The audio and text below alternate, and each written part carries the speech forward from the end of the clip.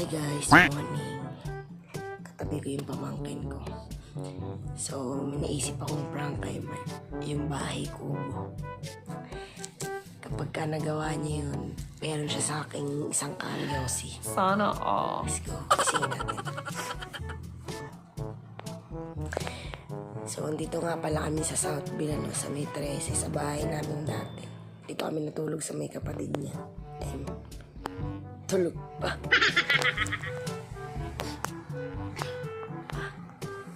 Say. Papakanta lang. Kanta ka muna. Oh. Ipapagawa ko sa'yo. Kapalit isang kagyosi. Ha? Isang kagyosi kapalit. Kiss ko na. Kakantahin mo lang yung bahay kubo ng 5 times. Tapos, alam mo ba kantay? Teka lang, nakaroon pala kita. Kaya mo ba kantahin yung bahay kubo? Ha? Kaya mo? So, try. 5 times mo kakantahin ha. Kanta yung tono muna. Bahay kubo, kahit na dito ka tumingin. Bahay kubo, kahit na muntiwan. Bahay kubo, kahit na munti. Bahay kubo, kahit na munti.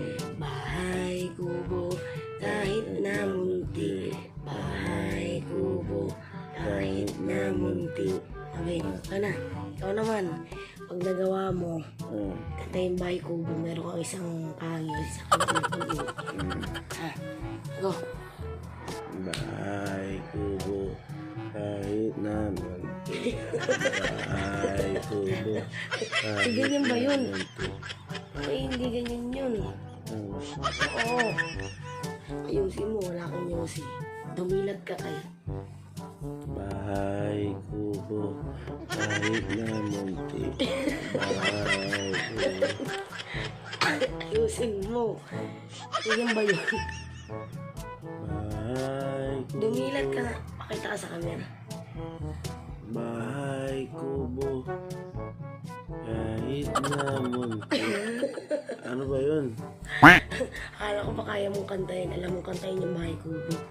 Bahay kubo, kahit na munti. Ano ba tawag doon? Tawag to. Eh di bahay kubo. Ayusin mo. Tanga ka. Akala ko kaya mong kantahin ha. Bahay kubo, kahit na munti. Tama naman ah. Ayusin mo. Tama naman ako ah. Kung tawa, wala kang isang kayos. Ayusin mo. Bahay kubo,